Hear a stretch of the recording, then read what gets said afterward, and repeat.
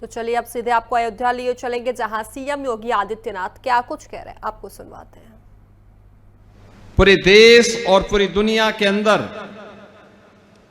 जियो और जीने दो के संदेश के साथ पहुंचाने वाली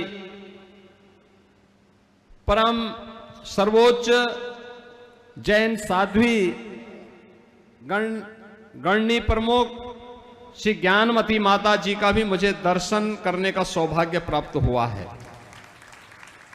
मैं इस अवसर पर उनका अभिनंदन करता हूं, भगवान ऋषभ देव को और उनकी परंपरा को कोटि कोटि नमन करता हूं। बहनों और भाइयों, आदिनाथ से चली ये परंपरा कहीं और की नहीं है। प्रथम तीर्थंकर आदिनाथ भगवान ऋषभ देव ही है, और यही ऋषभ देव भगवान की पावन भूमि भी है।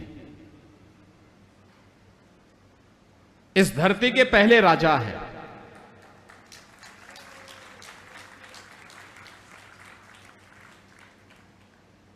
अयोध्या का राजा दुनिया का राजा होता था, पूरी धरती का राजा होता था। याद करिए रामायण का वह दृश्य, जब भगवान राम बाली को मारते हैं और बाली उनसे पूछता है कि तुमने धोखे से मुझे मारा है, तुम्हारा मेरे राज्य पे क्या अधिकार था? तो भगवान राम बाली को एक ही बात कहते हैं कि तुम्हारा कर्म तुम्हारी अधोगति का कारण बना है, और तुम्हें नहीं मालूम कि सागरों से, वनों से आच्छादित संपूर्ण धरा जहां कहीं भी है, ये अयोध्या के राजाओं की धरती है, अयोध्या के राजाओं की।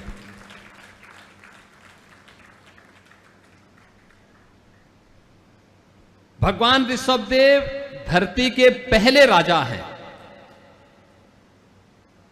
और उन्हीं के पुत्र परम वीतरागी भगवान जड़ भरत, जिनके नाम पर हमारे देश का नाम भारत पड़ा है। ये वही पवित्र परंपरा है, और हमारे उत्तर प्रदेश का ये सौभाग्य है कि 24 तीर्थंकरों में से सर्वाधिक जैन तीर्थंकर उत्तर प्रदेश की धरती में हुए। उनमें भी 5 अकेले अयोध्या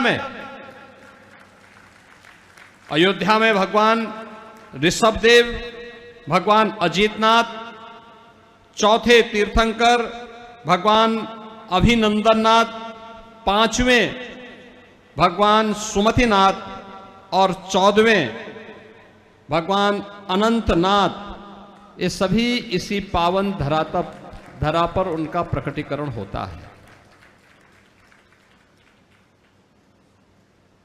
काशी में 4, आपके श्रावस्ती में 1, हस्तिनापुर में एक लंबी परंपरा, और उत्तर प्रदेश में ही कुशीनगर में 24वें तीर्थंकर भगवान महावीर की अपना अंतिम उपदेश दे करके उस धरती को पावा नगरी के रूप में उन्होंने, यानी पवित्र नगरी के रूप में उन्होंने अपना आशीर्वाद दिया था।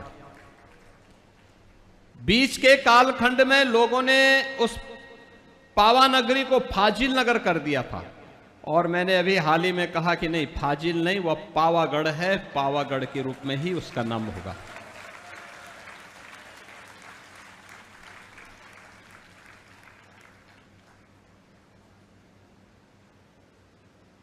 याद रखना कितनी पवित्र परंपरा है। धरती के राजा हैं, सबका संरक्षण कर रहे हैं, सबका लालन पालन कर रहे हैं और सबको एक अनुशासन में बांधने की प्रेरणा दे रहे हैं। जियो और जीने दो। याद रखना, जियो और जीने दो का मंत्र वही दे सकता है जो सुरक्षित हो, वही दे सकता है जो आत्म अनुशासन से बंधा हुआ हो। नकारात्मक ताकतें, उच्छृंखल ताकतें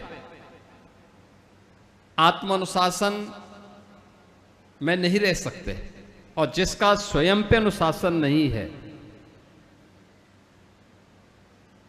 वह दूसरों पे कैसे शासन कर सकता है। और यही तो इस पवित्र परंपरा ने हम सबको प्रेरणा दी है। पूरी दुनिया के लिए संदेश है।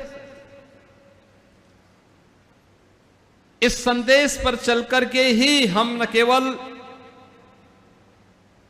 पूरी दुनिया का, मनुष्य मात्र का नहीं बल्कि जीव मात्र की और इस दुनिया के कल्याण का मार्ग प्रशस्त कर सकते हैं।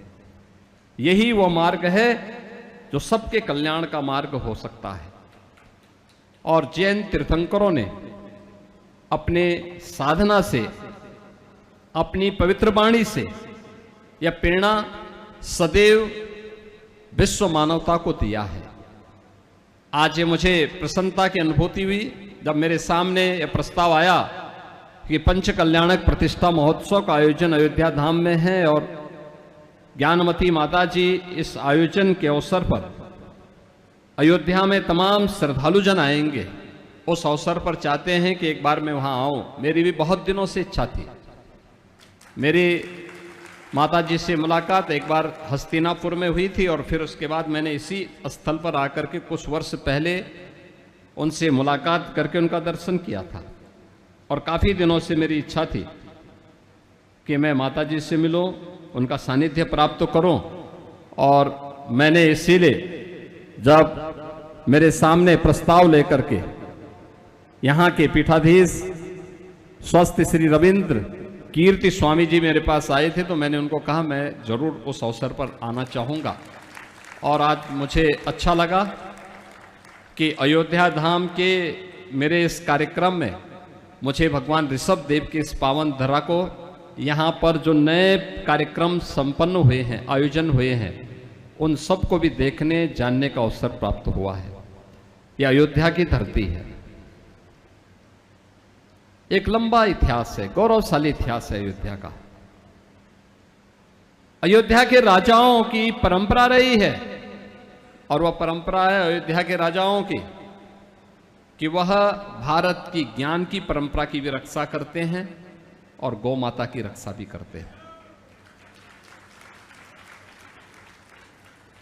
आप सभी जितने भी श्रद्धालु यहां पर आए हैं, इन पवित्र जैन साधियों के सानिध्य में, पवित्र जैन मुनियों के सानिध्य में आपको रहने का अवसर और अपने जीवन को आगे बढ़ाने का अवसर प्राप्त हो रहा है।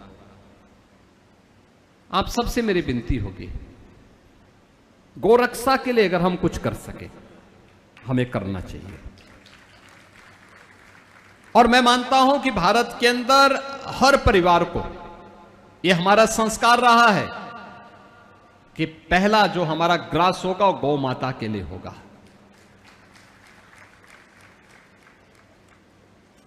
अंतिम ग्रास जो होगा वह कुत्ता के लिए होगा, श्वान के लिए होगा।